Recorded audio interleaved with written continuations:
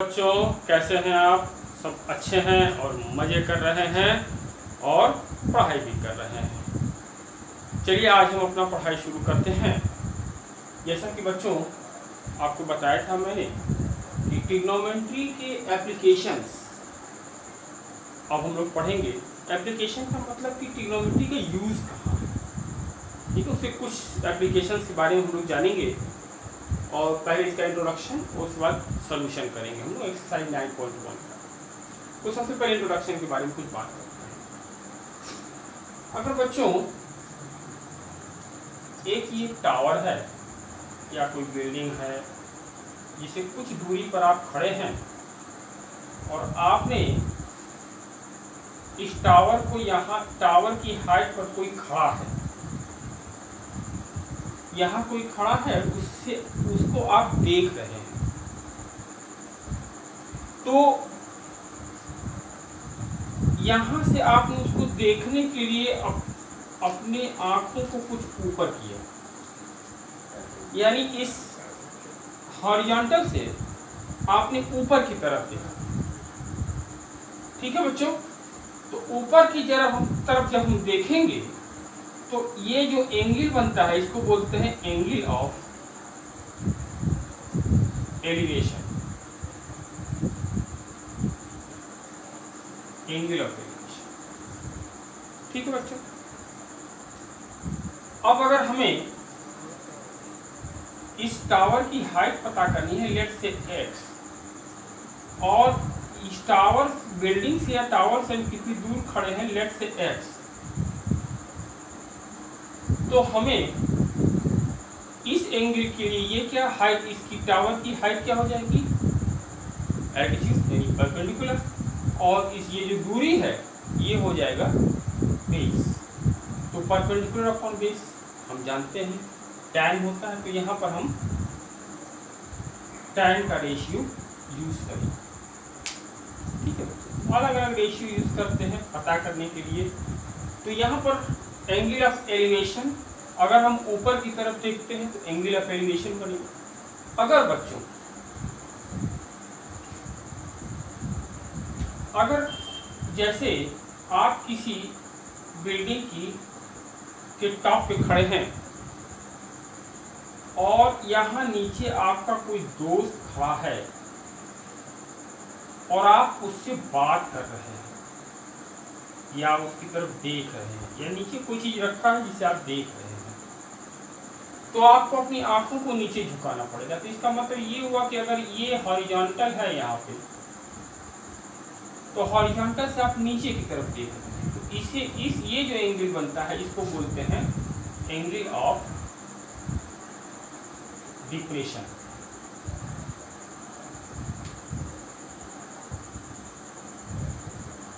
यानी जब हम ऊपर की तरफ देखते हैं एंगल ऑफ एलिवेशन और नीचे की तरफ देखेंगे एंगल ऑफ डिप्रेशन, ठीक है बच्चों। इस कॉन्सेप्ट का हम यूज करेंगे एप्लीकेशन ऑफ ट्रिग्नोमेट्री में।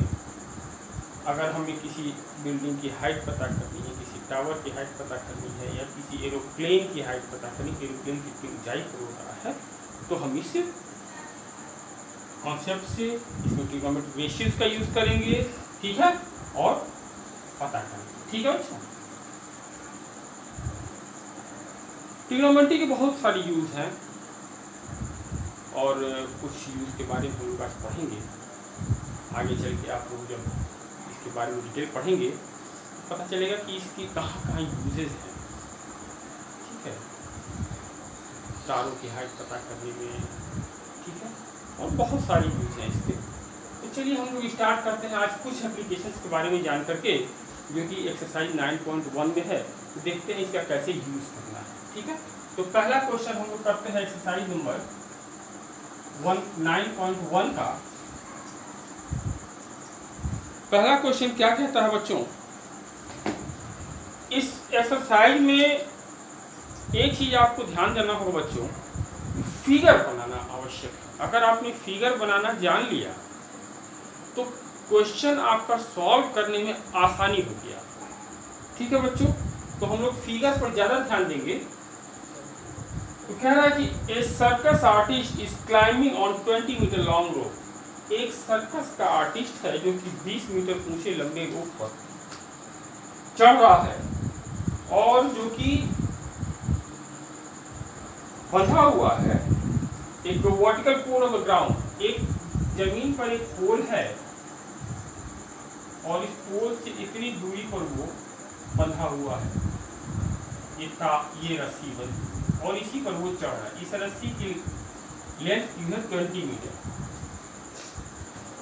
ठीक है बच्चों, और कह रहा है कि find the height of the pole.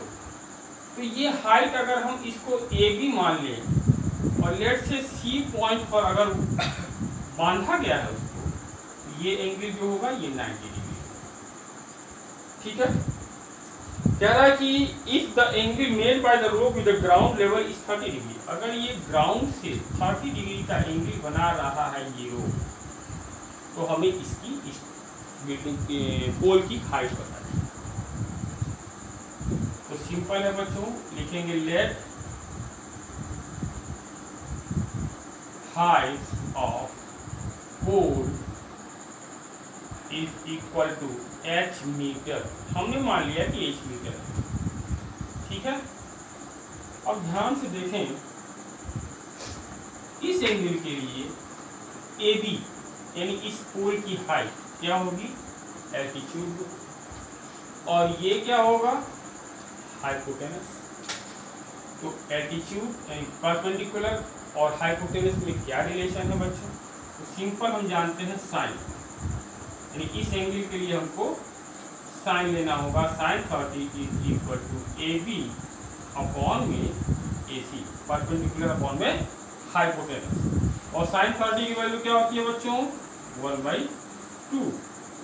AB की वैल्यू नहीं मालूम है हमें, h मान लिया है हमने, और AC की वैल्यू 20। यहाँ से क्रॉस मल्टीप्लाई करेंगे तो h is equal to 20/2 is equal to 10 metre. ये आपका आंसर है। सिंपल है बच्चों, pause the video note down.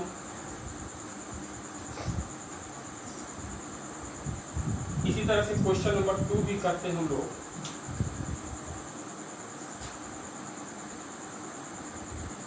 Question number 2 में क्या कह रहा है बच्चों, a tree breaks due to storm. एक पेड़ है, ये मान लिया कि एक पेड़ है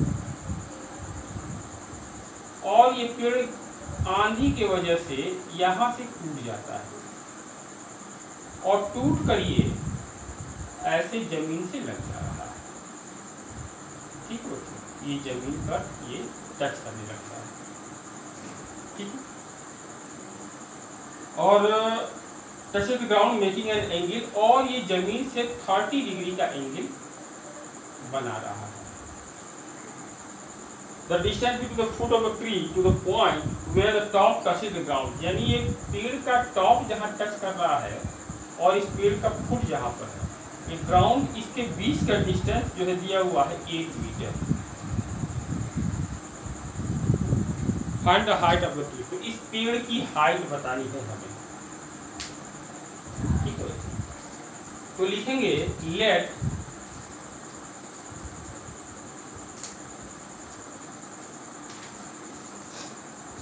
height of tree is equal to x metre. तो इसका मतलब ये हुआ बच्चों कि ये अगर हम ये पेड़ को AB मानते हैं और C पॉइंट को ये टच कर रहा है और जहाँ से टूटा है इस पॉइंट को अगर B डैश मान लो या A डैश मान लेते हैं, A डैश,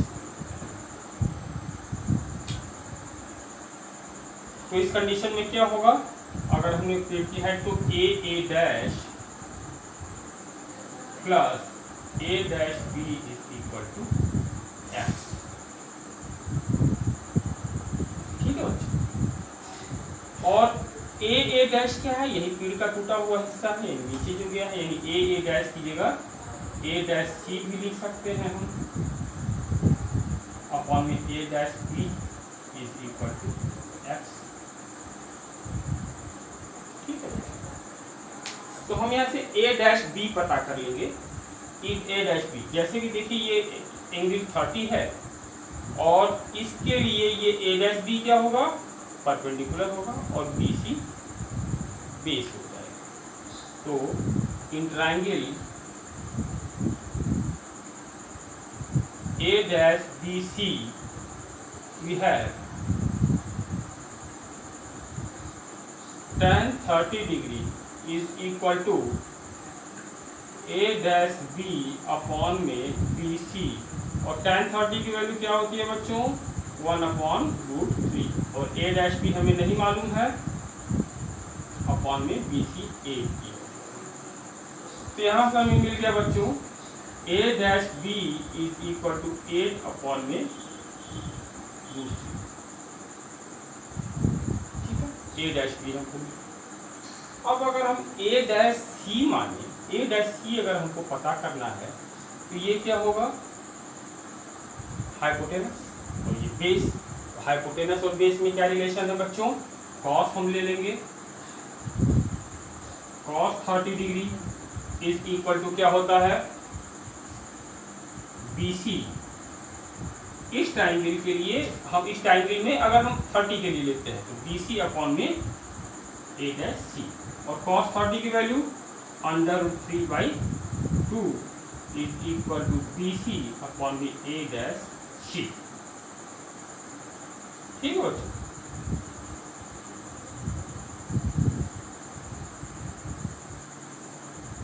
यहाँ से बी सी की वैल्यू क्या है, 8 है, हम वैल्यू रखेंगे इसको √3/2 is equal to A upon A dash C. तो यहाँ से A dash C equal to क्या मिल जाएगा हमको बच्चों, 16 अपॉन में √3। अब ये दोनों वैल्यूज हम उसको पुट अप करें, therefore x is equal to, इसमें ए डैश सी की वैल्यू क्या आई है, 16 अपॉन में √3 और प्लस ए डैश बी की वैल्यू 8 अपॉन में √3। दोनों को सॉल्व करेंगे तो 24/√3 इज इक्वल टू, जनरली ये इस तरह के फ्रैक्शन में नहीं लिखते हैं इसको, नीचे हमको √3 हटाना होगा। ठीक है बच्चों, तो √3 हटाने के लिए हमको √3 से ऊपर नीचे मल्टीप्लाई करना होगा, तो हमें क्या मिलेगा, 24√3 अपॉन में 3 is equal to 8√3। This is your answer, 8√3, this is your power. ठीक है बच्चों, नेक्स्ट क्वेश्चन हम लोग देखते हैं।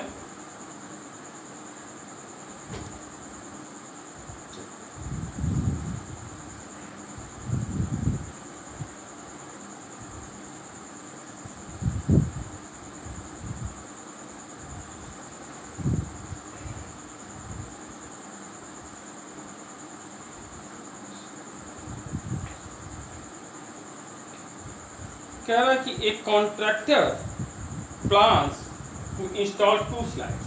एक कॉन्ट्रैक्टर है, वो 2 स्लाइड्स बनाना चाहती हैं। एक स्लाइड छोटे बच्चों के लिए, छोटे बच्चों के सराहने के लिए, और दूसरा स्लाइड वो बनाना चाहती हैं बड़े बच्चों के लिए। ठीक है बच्चों,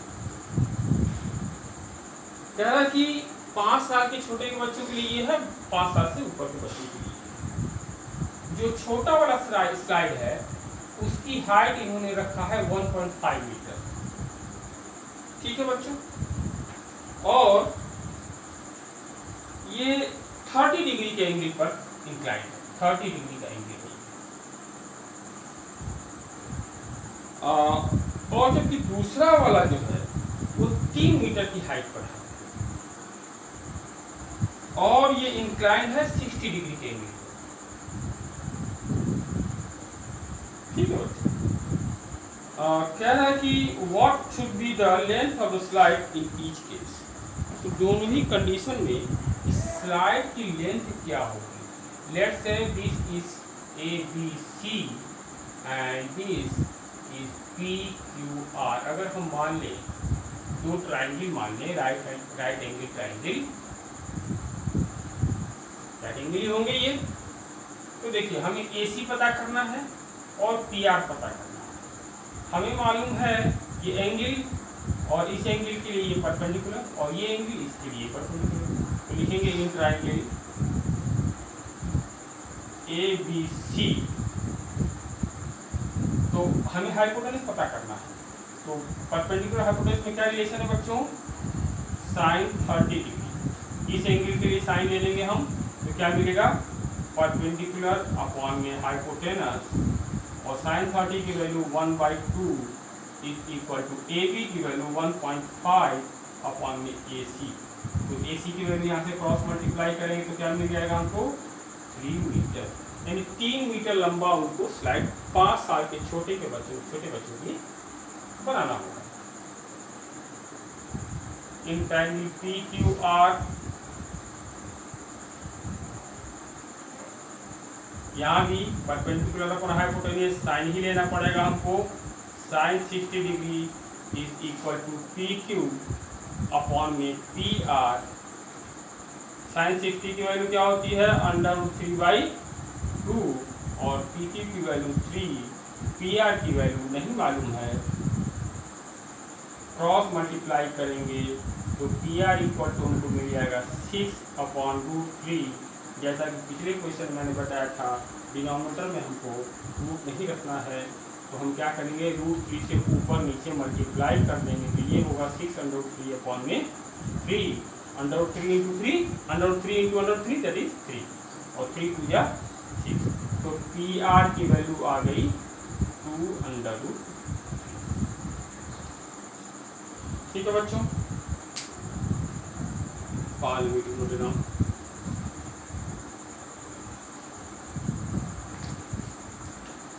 क्वेश्चन को समझ करके अगर आपने फिगर बना लिया ट्रिग्नोमेट्री में, तो ये आपके लिए बहुत ही आसान हो जाएगा इसको सॉल्व। ठीक है बच्चों, चलिए नेक्स्ट क्वेश्चन पर हम लोग आते हैं। Question number 4।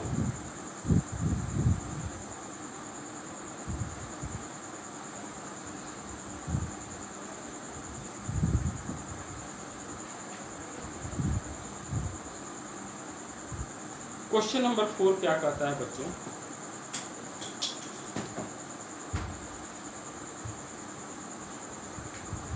The angle of elevation of the top of a tower from a point on the ground। एक टावर है, इस तो ग्राउंड पर कोई पॉइंट है जिससे जहां से एंगल ऑफ एलिवेशन अगर हम लें तो कह रहा है कि 30 डिग्री है और ये 30 metre away from the foot of the tower, और इस टावर से 30 मीटर की डिस्टेंस पर है। Find the height of the tower. Simple है बच्चों, निकाल लेंगे आप। Let say height of the tower AB and C point पर आप खड़े हैं, तो हमें लेट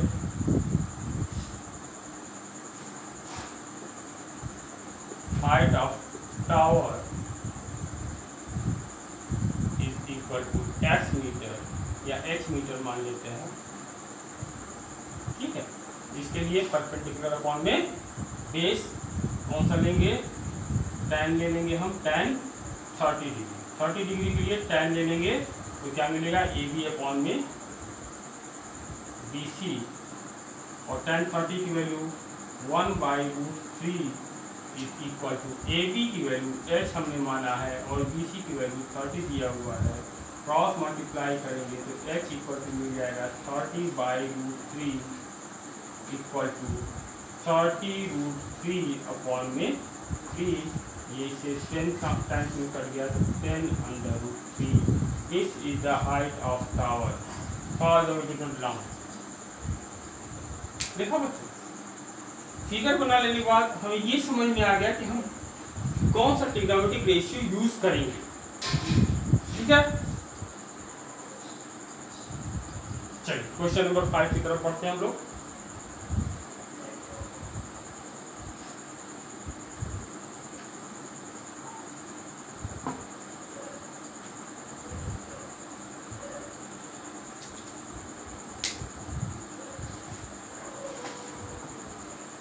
क्वेश्चन नंबर 5 में कह रहा बच्चों, a kite is flying at a height of 60 metre from the ground. एक पतंग है यहाँ पर जो कि जमीन से कुछ ऊंचाई पर उड़ रहा है। इसकी ऊंचाई दी हुई है 60 मीटर, ठीक है, और इसके स्ट्रिंग को कहीं जमीन में बांध दिया गया है। यहाँ पर late say height A B मान लेते हैं और सी पॉइंट पर बांध दिया गया है, ठीक है। कह रहा कि the inclination of string with the ground is 60 degree, और ये एंगल जो है 60 डिग्री पर बांध दिया गया है इसको, एंगल ऑफ इंक्लाइनेशन, ठीक है। और तो कह रहा कि लेंथ ऑफ द स्ट्रिंग, इस लेंथ स्ट्रिंग की लेंथ बतानी है हमको, लेट से x मीटर। अगर ये हम मान लें कि इसमें कोई झुकाव नहीं है, ठीक, सिंपल है बच्चों। इस एंगल के लिए ट्राइंगल में अगर हम देखें तो परपेंडिकुलर मालूम है, हाइपोटेन्यूज पता करना है, तो हम साइन ले लेंगे in triangle A B C sine 60 degree is equal to A B upon में ए सी, और साइन 60 की value √3/2 is equal to A B हमें मालूम है 60 और ए सी पता करना है, तो ए सी इज इक्वल टू क्या हो जाएगा बच्चों, 120 अपॉन में √3 से ऊपर नीचे मल्टीप्लाई करेंगे तो हमको मिल जाएगा 120 √3 में 3, ये कट हो जाएगा बच्चों 40 टाइम्स में, आंसर आ गया 40√3 metre. This is your required answer, ठीक है बच्चों। All the way to note down. चलिए नेक्स्ट क्वेश्चन की तरफ हम लोग बढ़ते हैं। Question number 6।